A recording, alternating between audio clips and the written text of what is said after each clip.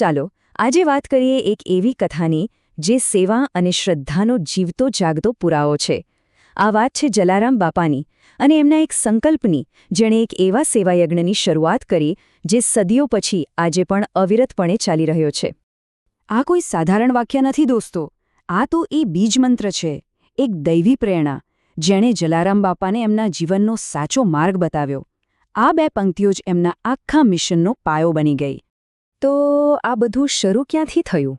વાત એમ છે કે જલારામ બાપા ચારધામની યાત્રા કરીને પાછા ફર્યા અને એમણે પોતાની પત્ની વીરબાઈ માને કહ્યું કે મારા મનમાં એક ગહેન ઈચ્છા જાગી છે, પણ એને પોતાની ઈચ્છા ન ગણાવી. એમણે કહ્યું, આ તો ઠાકોરજીની ઈચ્છા છે. અને આ સમજવું બહુ જરૂરી છે. આ કોઈ મનમાં આવેલો તરંગ નહોતો કે ચાલો કંઈક સારું કામ કરીએ.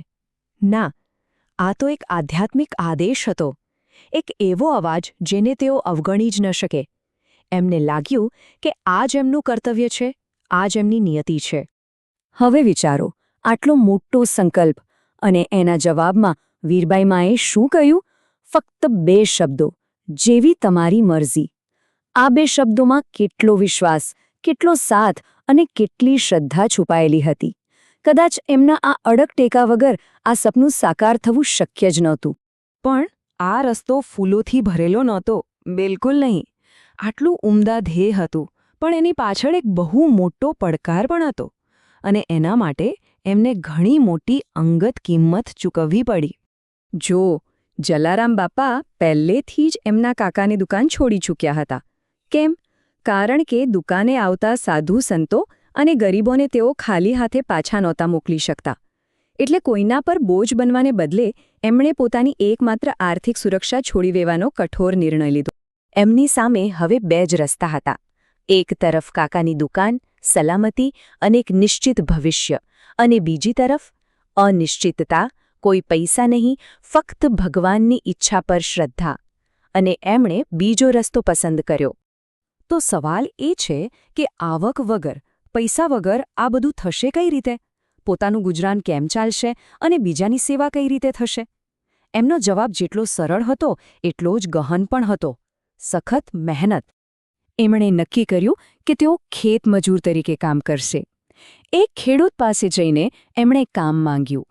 એમનો સિદ્ધાંત સ્પષ્ટ હતો, દાન નહીં, પણ કામના બદલામાં અનાજ. પરસેવાની કમાણીમાં જે શુદ્ધતા છે એમાં તેઓ માનતા હતા. આ શબ્દો સાંભળો, મારે તો પરસેવાનું ધાન ખપે.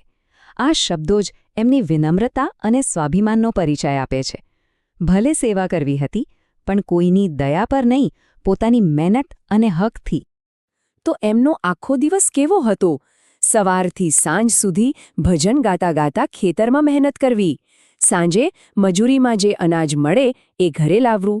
વીરબાઈમાં એમાંથી રસોઈ બનાવે, અને પછી જ જલારામ બાપા કોઈ ભૂખ્યા મહેમાનને શોધી લાવે. અને ખાસ વાત તો એ કે જ્યાં સુધી મહેમાન જમી ન લે ત્યાં સુધી બંને પતિ પત્ની ભોજન ન કરે. સેવા એમના જીવનમાં આ રીતે વણાઈ ગઈ હતી. અને આટલી બધી મહેનત, આટલી શ્રદ્ધા અને આટલું શિસ્તબદ્ધ જીવન, એનું પરિણામ શું આવ્યું? આખરે એમને જીવનમાં એક મહત્વપૂર્ણ વળાંક આવ્યો. 40 માપ અનાજ, પોતાની કરકસરભરી જિંદગી અને સખત પરિશ્રમથી તેમણે ધીમે ધીમે કરીને 40 માપ અનાજ ભેગું કરી લીધું.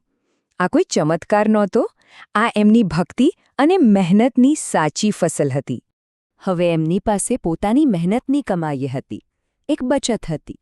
તો હવે શું? પોતાની મહેનતના ફળનું શું કરવું? તેમની સામે એક નવી પસંદગી હતી. અને અહીં એમણે એક ક્રાંતિકારી નિર્ણય લીધો.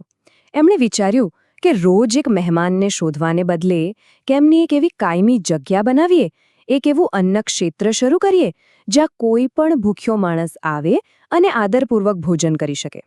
અને પછી એ ઐતિહાસિક દિવસ આવ્યો, સંવત 1876, મહાસુદ બીજ. આ દિવસે જલારામ બાપાએ પોતાના ગુરુ અને ભગવાનનું સ્મરણ કરીને એ શાશ્વત સદાવ્રતની શરૂઆત કરી. એક એવું સદાવ્રત જે આજ સુધી ક્યારેય બંધ નથી થયું. તો આ સદાવ્રતની ખાસિયત શું હતી? એ પરસેવાની કમાણીથી મેળવેલા અનાજ પર ચાલતું હતું.